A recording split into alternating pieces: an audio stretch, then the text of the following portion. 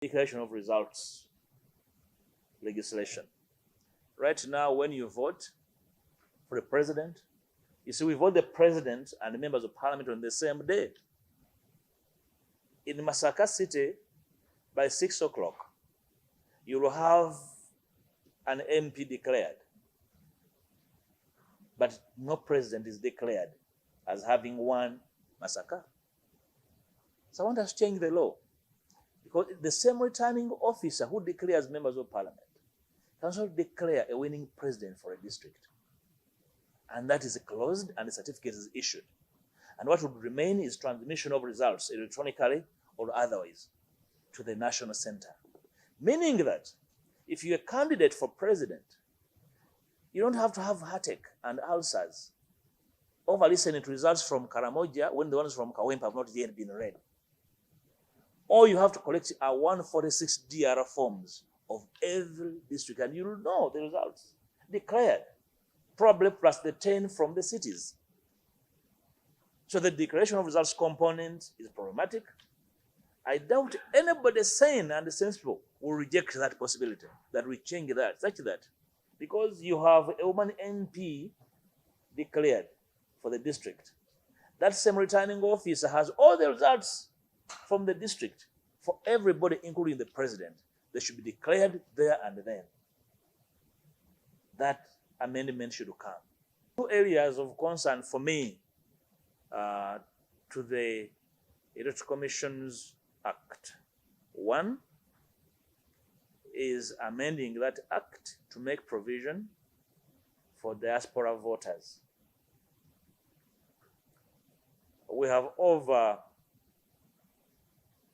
4 million Ugandans scattered across the diaspora, in estimate. And of the 4, close to 2 million are eligible of voting. I think Uganda has about 44, 45 embassies and missions scattered across. These should be polling centers. Remember, in 2021, the High Court decreed in a matter of Karari Stephen versus Attorney General Electoral Commission. Justice Lydia Mugambe decreed that it was unconstitutional not to make provision for people in the diaspora to vote. She also decreed that it was also unconstitutional not to make provision for prisoners to vote. So I want to propose amendments to the Electoral Commissions Act to make way for the possibility of diaspora people and prisoners to vote. All that was missing is how would they vote? It's not new. They vote in Kenya, they vote in Zambia, they vote in South Africa, in so many other jurisdictions. So we should not be lazy.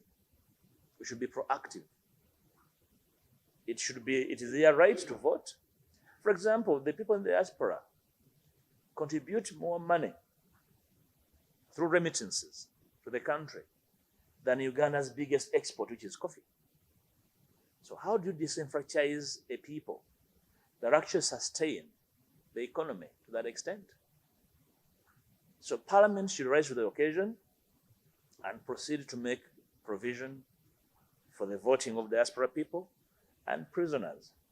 Yes, when you're in prison, certain rights are curtailed, but civic rights cannot be curtailed. There are those that can be curtailed. I'm aware that actually in some countries, even conjugal rights are made provision for. Let's begin with civic rights. For starters, the right to vote. So these are very key issues to which I want the country to begin a conversation and make a decision. I'm also proposing amendments subsequently, because of the constitutional amendments, to the Presidential Elections Act to take care of the issues that will arise from amending the Constitution.